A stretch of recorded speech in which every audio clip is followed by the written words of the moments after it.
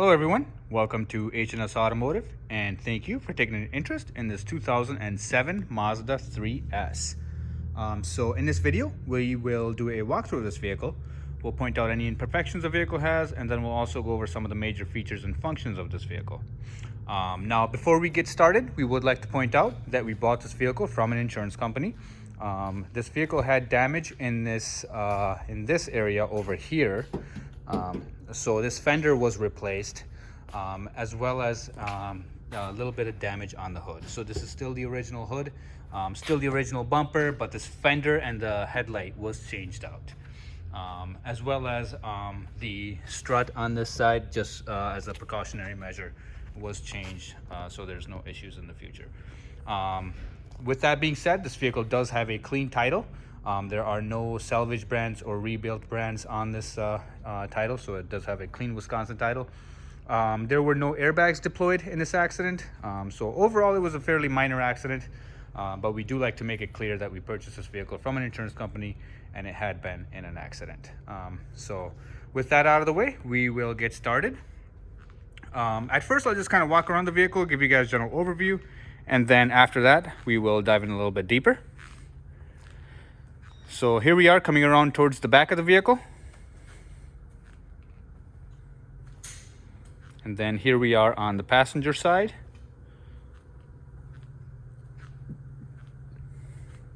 All right. Moving in a little bit closer, we'll take a look at the front bumper. So there are some scrape marks on the bumper right over here. I guess someone at some point got a little too close to something, so that's most likely what that's from. But other than that, the front bumper, there is a little bit of a crack right over here. Not sure what this is from. Once again, this is the original bumper that came with the vehicle.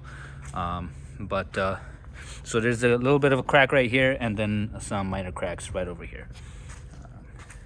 All right. And moving on to the driver's side fender. Once again, this is the part that was replaced. As you can see, it does have two scratches, this fender. This fender was taken off an existing Mazda 3 with the same paint code.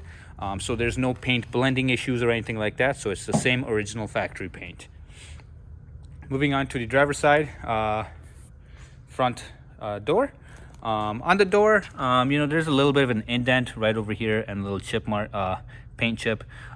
Once again, original door. This door was not replaced, so the damage to the vehicle was just on the fender itself.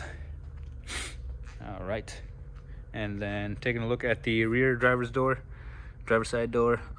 No dents or scratches anywhere to be seen. Taking a look at the rear quarter panel. Once again, nice and clean. The tires on this vehicle are in very good condition. Someone had obviously replaced them before they got into a little fender bender. Coming around towards the back, taking a look at the back bumper. The rear bumper of this vehicle is in very good condition. Typically we see some scrape marks on the rear and then scratch marks right over here, but this one is in very good condition. And then taking a look at the trunk lid.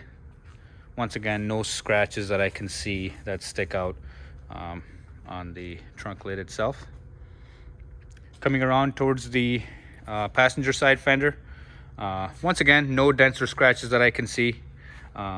This vehicle does have this gas door, which only certain Mazda 3s had, but there's a little bit of oxidation on this, so the finishing is kind of peeling off at some places, but overall, pretty minor issue. Taking a look at the wheel well, so we do have some surface rust right over here. Now, it is just surface rust. It's not like I can put my fingers to it or anything, but this is a very common rust spot for these Mazda 3s. This one is in fairly good condition. And then taking a look at the passenger side rear door. Once again, no dents or scratches whatsoever. And then moving on to the front door. I guess a little bit of a paint chip right over here, but other than that, the door itself is in very good condition. Taking a look at this fender. Now this fender does have a little chip right over here, but other than that, it's in very good condition as well.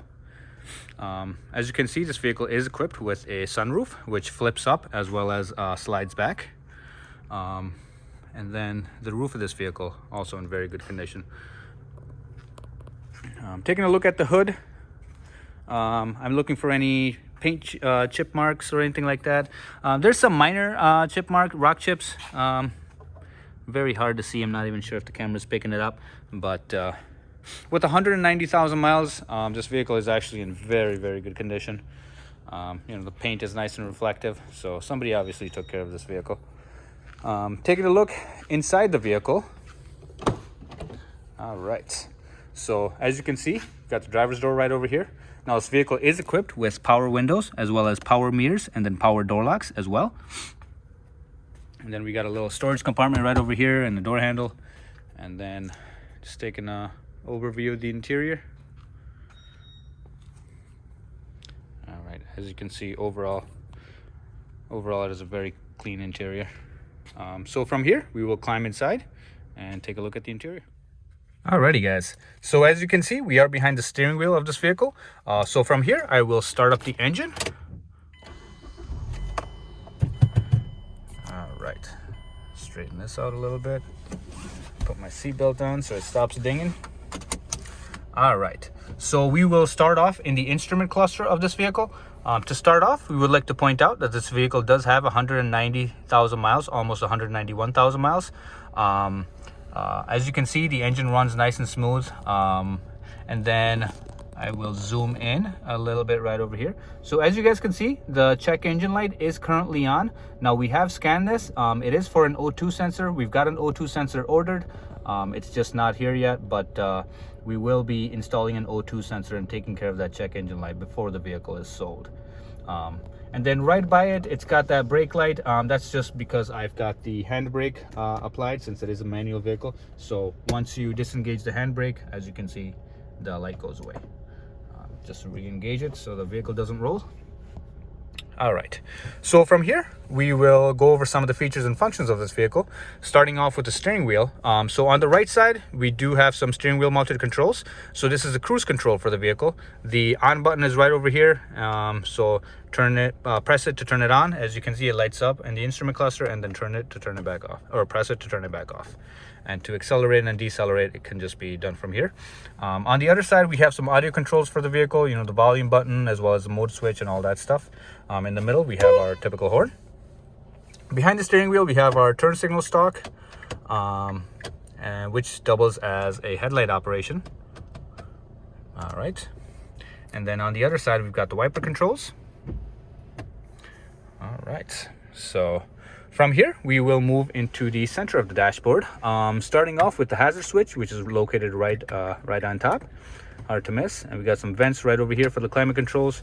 And then beneath that, we got some audio controls for this vehicle. So this vehicle is equipped with AM, FM, as well as satellite, CD, and then media. So media is the aux connectivity. So this vehicle is equipped with aux. The audio system works nice and good, no issues there. And then right below the audio system, we got our climate control for the vehicle. Heat and AC work good, no issues there. So we got our fan control right over here, and then the vent control, you know, if you want it on the legs or you know, on the windshield. And on the other side, we got the temperature controls. So this way it's for the heat, and then the other way is for cold air. Leave it on heat for right now. All right. And right beneath that, we've got our power outlet right there. And then right beneath the power outlet, we got some additional storage. And then right behind the storage, we've got our transmission selector. So this vehicle is a manual. It's a 5-speed manual and then 1 reverse. The gears shift nice and smooth. You know, there's no issues with just the manual portion of it. All right behind the gear lever, it is the cup holders for this vehicle. Nice little flip thing which covers it up pretty good. And then right over here, we've got the handbrake. Pretty self-explanatory right there. And then right behind the handbrake, we've got some storage. So we got a deep storage spot right over here, as well as, so the aux gets connected right in there. Sorry, it's kind of dark. And then we do have this storage as well to put your phone or wallet or whatever the case may be. All right. right. So from here, we'll just get a quick overview of the interior. Seats are nice and clean, no rips or anything like that. And then got our glove box right over here. Pretty nice and deep glove box. All right. And then once again, we got our sunroof right over here, and just demonstrate the operation of it. So right now we have it flipped up, and then with the touch of a button flips down, and then also slides back as well. And then to close it, it's just the other way around. All right. All right, guys. So from here, we will climb into the rear seat and check out the rear seating area.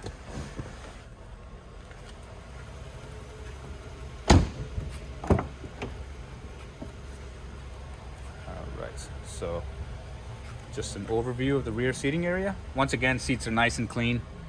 Doesn't look like anybody's ever sat back here.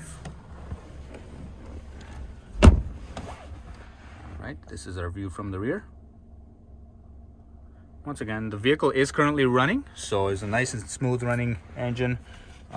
So got our armrest right over here, which doubles as a cup holder, and this just kind of flips out of the rear seat and then flips back in. Right. And then these rear seats do flip forward, opening up the trunk area, as you can see. So these do fold flat like this, which opens up additional room for any large items that you may need to transport, and the same goes for the other side as well.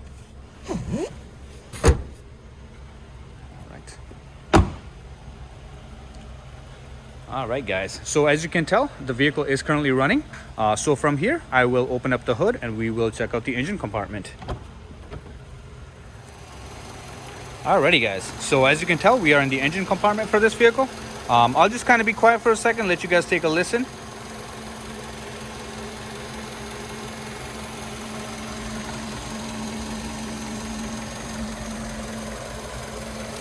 Alrighty, as you can tell, nice and smooth running engine. There's no odd vibrations or odd noises or anything like that. Once again, that check engine light that you guys saw in the instrument cluster, that is from an O2 sensor, and we will be replacing that O2 sensor to take care of that check engine light.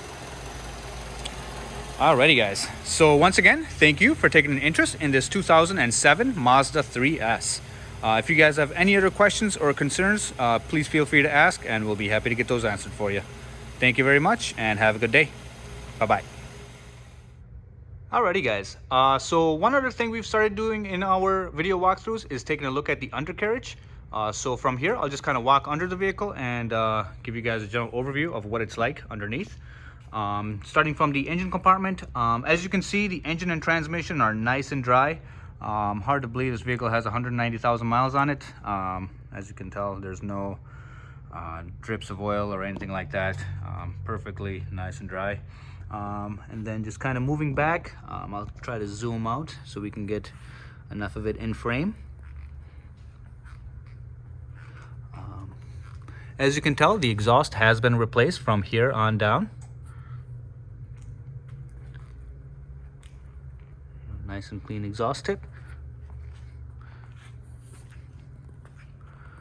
All right, we'll just walk underneath once again. As you can tell, the brake lines and the fuel lines are nice and solid. There's no rust issues with them or anything like that. Taking a look at the suspension components, the CV boots, no leakage there, as you can tell. All right. Alrighty, guys. That concludes our undercarriage review.